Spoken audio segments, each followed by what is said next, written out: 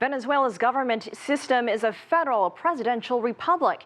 It has four other balancing branches of power: legislative, judicial, electoral, and one called citizens, which includes a public comptroller and the public attorney. The National Assembly represents the legislative power. It was dominated by the governing party, but the opposition gained the majority after the elections of 2015. Since then, the fight to control the other branches started. Let's take a look at how this dispute has evolved. December 7th, 2015. After 17 years in control of parliament, Maduro's party lost its parliamentary elections.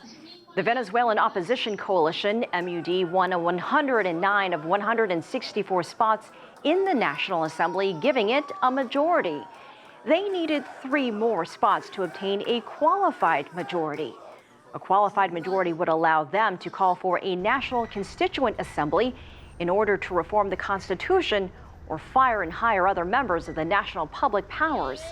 It would also allow them to review international cooperation agreements like the ones signed by Maduro's government with China and other countries. Those 3 remaining spots were claimed to be obtained by the opposition, but the election was contested. January 11th, 2016. Venezuela's Supreme Court, or the Supreme Tribunal of Justice, suspended those 3 elected opposition members of parliament under allegations of fraud. The decision called for the temporary suspension or any activity or decision assumed by the National Assembly until the 3 contested members went to a new electoral process. The National Assembly disobeyed the decision and swore in the 3 contested members. The Supreme Tribunal of Justice declared the National Assembly in contempt, nullifying any decision made. March 7th, 2016. While the fight for political control continued, the economic situation in Venezuela was worsening. Oil, decreasing since 2014, hit the lowest prices in decades. Shortages of food and inflation touched all social classes in the country. The government accused international factors and the new power in place for the crisis. Maduro's government used a constitutional tool declaring the state of exception and economic emergency. This allowed him to rule by executive orders, overtaking and bypassing some National Assembly functions. This state of emergency is still in place. April 26, 2016. Former presidential candidate Enrique Capriles began promoting a referendum to force the government for anticipated presidential elections due in 2018. The process required 2 stages: the unofficial recollection of 1% of the total electoral register, and after that, 20% by state, with a majority of states controlled by the government coalition. Once this major task was achieved, they needed to go to the referendum, where Maduro needed to be defeated. October 20th, 2016, the Electoral Council suspended the recall referendum campaign that included the collecting of signatures.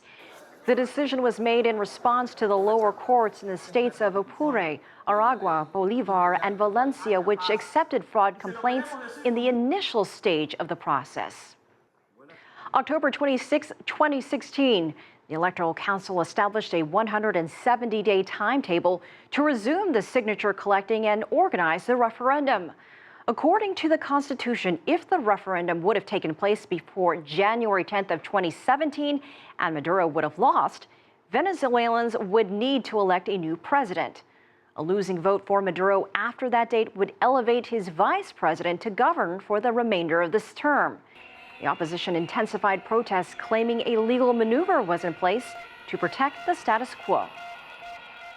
December 11th, 2016, regional elections scheduled for the state were suspended due to the lack of budget and time to organize them. Critics said it was because the government would have lost the states they held. The opposition started calling for general elections. March 30th, 2017, Venezuela's Supreme Court overtook parliamentary functions and authorized the Maduro government to sign international agreements that constitutionally needed parliamentary approval, like the creation of state-private oil companies. The opposition called the ruling a self-imposed coup d'etat and called their followers to intensify protests. Governments of different countries and the Organization of American States rejected the Supreme Court interference with the National Assembly. March 31st, 2017, General Attorney Luisa Ortega-Diaz said the Supreme Court's decision was unconstitutional. The tribunal ended up partially nullifying the controversial ruling.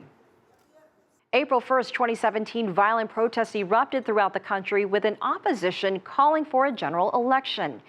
Protesters demanded a humanitarian pathway for medicines and called for the release of political prisoners, including Leopoldo Lopez, the former mayor of Chacao. At this point, demonstrations led to dozens of deaths and more than 1,000 injured. The violence seemed to spiral out of control in some areas, with both sides accusing the other of promoting it. May 1st, 2017, saying it would bring peace, President Nicolas Maduro called for a Constituent Assembly election to be held at the end of July 2017. His critics claim it is a way to gain total control over the National Assembly. And on July 16th, Venezuelans got a taste of what the election of a constitutional assembly could be like. Government supporters went to polling stations during an official rehearsal, while the opposition installed their own booths calling for a rejection vote.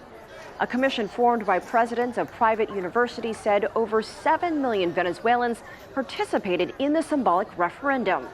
The previous week, opposition leader Leopoldo Lopez was granted house arrest after spending over 3 years in prison on charges of conspiracy.